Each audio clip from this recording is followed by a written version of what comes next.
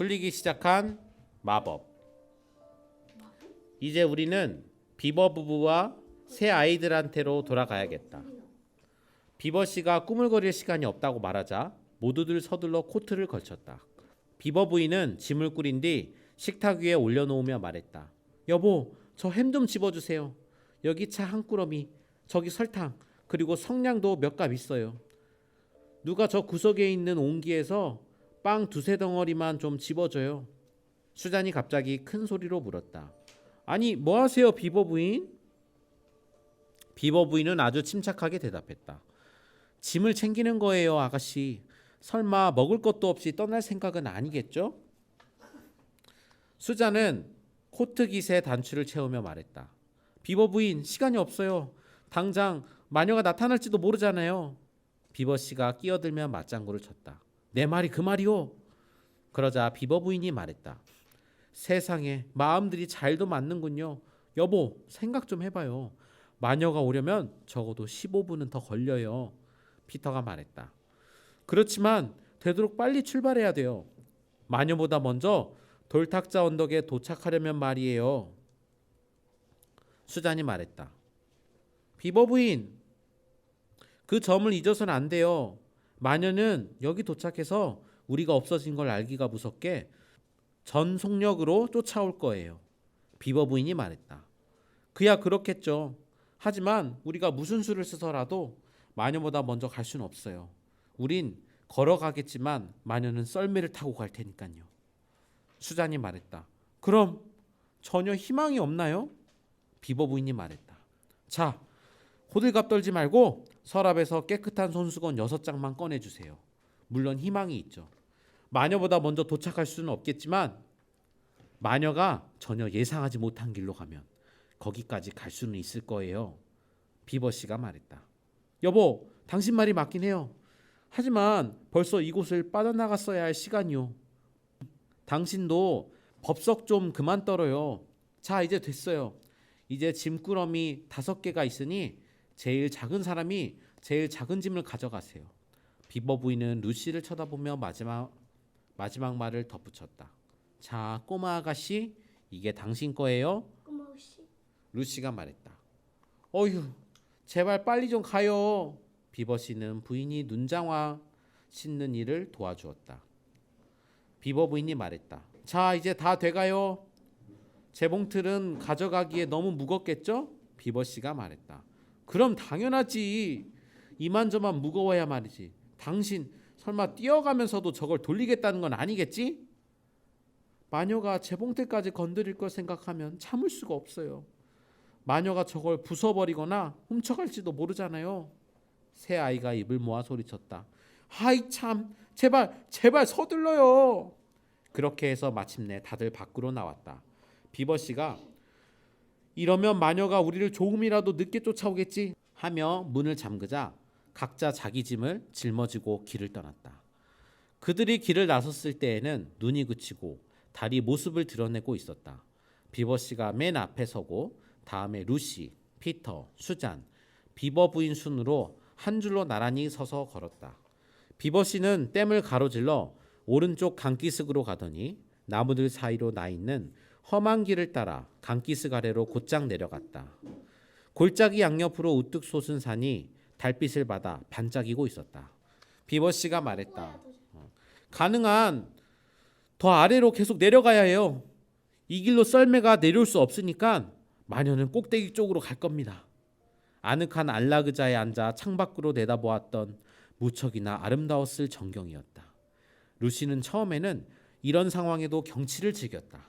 그러나 쉬지 않고 줄기차게 걸으며 어깨에 짊어진 짐이 점점 무거워질수록 과연 제대로 버틸 수 있을지 자신이 없어졌다. 루시는 더 이상 얼음 폭포 앞에서 찬란하게 반짝이는 얼어붙은 강과 나무 꼭대기에 쌓인 하얀 눈더미, 눈부시도록 커다란 달과 헤아릴 수 없는 별들의 눈길을 주지 않았다. 다만 앞에서 영원히 멈추지 않을 것처럼 사각사각 걷고 있는 비버 씨의 짤막한 다리만 멀거니 바라보았다. 이윽고 달은 사라지고 또다시 눈이 내리기 시작했다. 루시는 너무나 지친 나머지 꾸벅꾸벅 졸면서 걸어갔다. 그때 갑자기 비버씨가 강기슭 오른쪽으로 꺾어 돌더니 덤불이 빽빽히 우거진 가파른 언덕길로 오르고 있었다. 그제야 루시는 졸음이 싹 가셨다. 비버씨는 덤불에 가려 바로 그 앞까지 가서야 겨우 눈에 띄는 강기슭의 작은 굴 속으로 막 사라지고 있었다. 사실 루시가 무슨 일이 일어나고 있는지 알았을 때에는 비버씨의 뭉툭한 꼬리밖에 보이지 않았다. 루시는 얼른 허리를 굽히고 비버씨를 따라 안쪽으로 기어 들어갔다. 뒤이어 버둥거리는 소리와 숨을 몰아쉬는 소리가 들리더니 얼마 안 가서 5명이 모두 굴 안에 들어와 있었다. 여기가 대체 어디죠? 피터의 목소리가 어둠 속에서 지치고 창백하게 들렸다.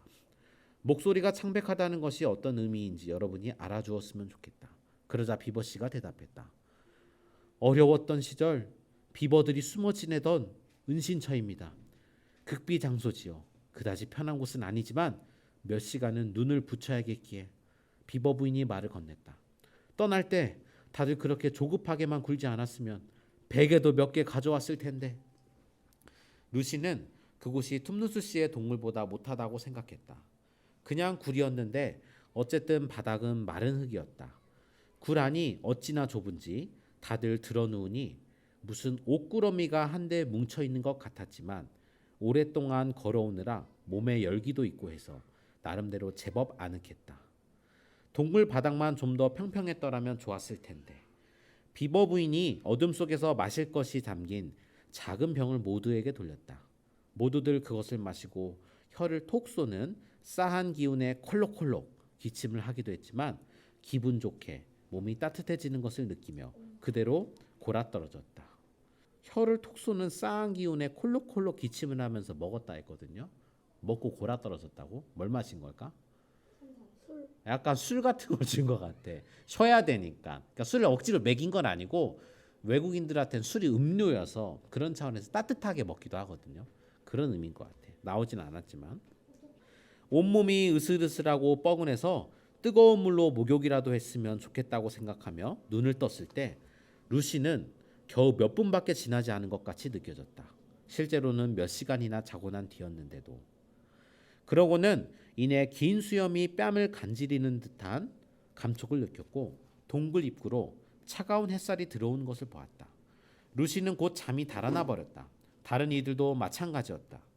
모두들 입을 해 벌리고 눈을 둥그렇게 뜬 채 일어나 간밤에 걸어오면서 내내 무슨 소리일까 생각했던, 때로는 상상 속에서 들은 것 같은 바로 그 소리에 귀를 기울이고 있었다. 딸랑딸랑 울리는 종소리였다. 비버씨는 그 소리를 듣는 순간 번개처럼 동굴 밖으로 튀어나갔다. 어쩌면 여러분도 루시가 잠깐 생각했던 것처럼 비버씨의 행동이 매우 어리석은 짓이라고 생각할지도 모르겠다. 그러나 실제로는 아주 재치 있는 행동이었다. 비버씨는 덤불과 가시나무들 사이로 강기슭 꼭대기까지 들키지 않고 기어 올라갔다. 비버씨는 마녀의 썰매가 어느 길로 가는지 알아내고 싶었다. 나머지 일행은 그대로 동굴 속에서 궁금해하며 기다리고 있었다. 5분쯤 지났을 때였다. 밖에서 그들을 화들짝 놀라게 하는 뭔가가 들려왔다. 그들은 목소리를 들은 것이었다. 루시는 속으로 생각했다. 어머, 들켰나봐. 비버씨가 마녀한테 붙잡혔어. 그러나 잠시 후 동굴 밖에서 부르는 비버씨의 목소리를 듣고 그들은 더욱 놀랐다. 괜찮아요, 여보. 이리 나와요. 아담의 아들과 딸들도 어서 나와요. 괜찮아요. 괜찮으니까 마녀이 아니었어요. 물론 마녀이란 말은 문법에 맞지 않는 표현이지만 비버들은 몹시 흥분했을 때 이런 식으로 말하곤 했다. 다만 나니아에서나 그렇다는 얘기지 우리 세계의 보통 비버들은 전혀 말을 할 줄 모른다. 비버 부인과 아이들은 햇빛에 눈을 껌뻑거리면서 온몸에 흙을 덕지덕지 묻힌 꼴로 머리는 부스스하고 눈에는 잠기를 그득 담은 채 동굴 밖으로 주르르 몰려 나왔다.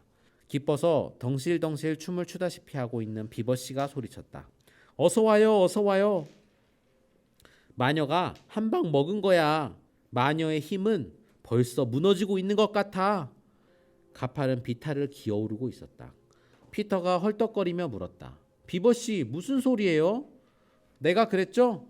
그 여자가 크리스마스도 없는 겨울만 계속되게 했다고? 생각나죠? 자, 어서 와서 보세요. 이윽고 모두들 꼭대기에 이르러 비버씨가 가리키는 것을 보았다. 그것은 썰매였고 끌채에 종을 단 술록이었다. 그러나 술록은 마녀의 것보다 훨씬 크고 색깔도 하얀색이 아닌 갈색이었다. 썰매에는 누구든지 한눈에 알아볼 수 있는 사람 하나가 타고 있었다. 몸집이 커다란 그 사람은 안쪽에 털모자가 달린 밝은 빨간색 옷을 입고 물거품을 일으키는 폭포처럼 엄청난 하얀 턱수염을 가슴까지 늘어뜨리고 있었다. 그 사람은 원래 나니아에서만 볼 수 있는 사람이었지만 옷장문 이쪽의 우리 세계에도 그림에서 보거나 얘기로 듣던 사람이라서 누구나 알고 있었을 것이다. 그러나 나니아에서 실제로 보니까 우리가 알고 있는 모습과 조금 달랐다. 우리 세계에서의 산타클로스 그림들은 되게 우스꽝스럽고 유쾌해 보인다. 그러나 지금 아이들이 바라보고 있는 산타클로스는 딴판이었다. 그 사람은 너무나 크고 너무나 환희에 차 있고 너무나 생생해서 모두가 말을 잃고 그대로 서 있었다. 모두들 엄숙함과 함께 커다란 기쁨을 느꼈다. 산타클로스가 말했다. 드디어 내가 왔다. 마녀가 오랫동안 못 오게 했지만 결국 왔어. 아슬라님도 오고 계셔. 이제 마녀의 마법은 힘을 잃어가고 있어. 루시는 고요하고 엄숙한 상태에서만 느낄 수 있는 깊은 기쁨에 온몸이 떨려왔다. 산타클로스가 말했다. 그럼 이제 선물을 줘야지. 자, 비버 부인, 당신한텐 좋은 새 재봉틀을 가져왔어. 지나가면서 당신 집에 놓고 갈게. 비버 부인은 무릎을 살짝 굽혀 절을 하면서 말했다. 그런데 문이 잠겨 있어요. 자물쇠나 빗장이라면 문제없어, 비버씨. 당신 선물로는 댐을 완성시켜 놓았어. 새는 곳도 다 메우고 인공수문도 새로 달아 놓았지. 비버씨는 너무 기뻐서 아무 말도 못한 채 입이 한방만하게 벌어졌다. 산타크로스가 말했다. 아담의 아들 피터야. 네, 할아버지. 이건 네 선물이야. 장난감이 아니라 진짜 무기란다. 이것들을 쓸 날이 올 테니 잘 간수하거라. 산타클로스는 피터에게 뭘 줬을까요? 칼. 산타클로스는 피터에게 방패와 검을 건네주었다. 방패는 은빛이었고 앞면에는 잘 익은 딸기처럼 빛나는 빨간 사자가 그것을 잡는 순간 금방이라도 덤벼들 것 같은 자세를 취하고 있었다. 검의 자루는 금빛이었고 검집, 검대, 그 밖에 필요한 것들이 다 있었다. 피터가 사용하기에 딱 좋은 크기와 무게였다. 피터는 의미심장한 선물이라 생각하며 말없이 엄숙하게 선물들을 받았다. 이브의 딸 수잔, 이건 네 선물이다. 산타 할아버지는 수잔에게 활과 화살이 가득 든 화살통, 그리고 상아로 만든 작은 뿔나팔을 주었다. 활은 꼭 필요한 때만 써야 한다. 너더러 전쟁터에 나가란 뜻은 아니니까 말이야. 명중. 이 활은 쏘기만 하면 거의 다 맞출 수 있지. 또 이 뿔나팔은 입에 대고 불기만 하면 네가 어디에 있든지 도움을 받을 거야. 산타클로스는 마지막으로 루시를 불렀다. 이브의 딸 루시야. 루시가 앞으로 나갔다. 산타클로스는 루시에게 유리로 된 듯한 작은 병, 나중에 들은 얘기로는 다이아몬드로 만들어진 병이라고 한다. 이 작은 병과 작은 단검을 주며 말했다. 이 병에는 태양의 산에서 자란 불꽃 원액으로 만든 물약이 들어있다. 너나 내 친구들이 다쳤을 때 몇 방울만 떨어뜨리면 다 나을 거야. 그리고 단검은 아주 급습할 때만 쓰도록 해라. 네가 전투에 참가하는 이는 없을 테니까. 루시가 말했다. 왜요, 할아버지? 잘은 모르겠지만 저는 아주 용감한 것 같은데. 그건 중요치 않다. 전쟁이란 모름지기. 여자들이 나가 싸우면 볼썽사납거든. 자, 이제. 이때 갑자기 산타클로스의 진지한 표정이 다소 풀렸다. 여기 여러분 모두에게 주는 선물이 있다. 그러면서 산타클로스는 5개의 찻잔과 받침, 각설탕이 든 대접 하나, 크림 한 단지, 지글지글 소리를 내며 끓고 있는 커다란 찻 주전자가 놓인 큰 쟁반을 꺼냈다. 산타클로스는 큰 소리로 외쳤다. 메리 크리스마스! 참된 왕이여 만세! 산타클로스의 채찍이 찰짝 소리를 내자 출발하는 것도 보지 못했는데 산타클로스와 술록과 썰매는 눈 깜짝할 사이에 사라져버렸다. 피터가 검집에서 검을 뽑아 비버씨에게 보여주려고 하는데 비버 부인이 재촉했다. 자, 어서요. 마냥 거기에 서서 얘기하다간 차가 다 식겠어요. 남자들이란 모두 저렇다니까. 이리 와서 쟁반이나 좀 날라줘요. 그럼 우리 모두 아침을 차릴 테니까. 글쎄 빵칼을 가져온다는 게 얼마나 다행스러운지. 모두가 가파른 비탈을 내려와 다시 동굴을 들어갔다. 비버씨가 빵과 햄을 잘라 샌드위치를 만들었고 비버 부인은 차를 따랐다. 다들 맛있게 먹었다. 그러나 미처 다 먹기도 전에 비버씨가 말했다. 이제 또 슬슬 가야 할 시간이네. 내가 생각하는 그게 예고. 그 시간에 에드먼드는 더없이 실망스러운 한때를 보내고 있었다. 난쟁이가 썰매를 끌 준비를 한 뒤 에드먼드는 마녀가 지난번에 만났을 때처럼 친절하게 대해줄 줄 알았다. 하지만 마녀는 단 한마디도 하지 않았다. 결국 에드먼드가 용기를 내어 말했다. 저 여왕폐하 터키 젤리 좀 먹을 수 없을까요? 저 지난번에 말씀하시길. 그러자 마녀는 대뜸 소리를 질렀다. 닥쳐 이 얼간이 녀석아.